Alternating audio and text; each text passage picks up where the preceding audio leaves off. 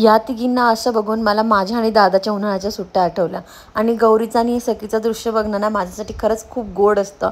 कारण दादा पण लहानपणी माझी अशीच काळजी घ्यायचा जशी गौरी सखीची घेते. बाबा तिच्याकडे सोडून दुसरीकडे लक्ष देत आहे हे आम्हाला अजिबात सहन होत नाही.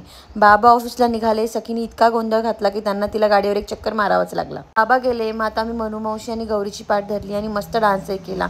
दुपारी वातावरण असं झालं होतं की पाऊस यायला लागला आणि वादळ तर इतकं आलं होतं. पप्पांना इतकी चिंता होती की जे कैऱ्या किंवा जे आंबे आहेत झाडांवर त्याचं काय होईल. कारण आम्ही कधीच बाहेरून आंबे आणून खात नाही, हे आमचं पहिलं वर्ष आहे.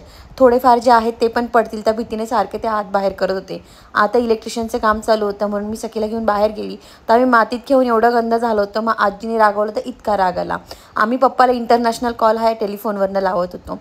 संध्याकाळी दादा आम्हाला चाट खायला घेऊन गेला. तिथे इतकं वादळ आलं, क्षणात होत्याचं नव्हतं झालं. इतका भयंकर सगळा परिसर झालेला होता.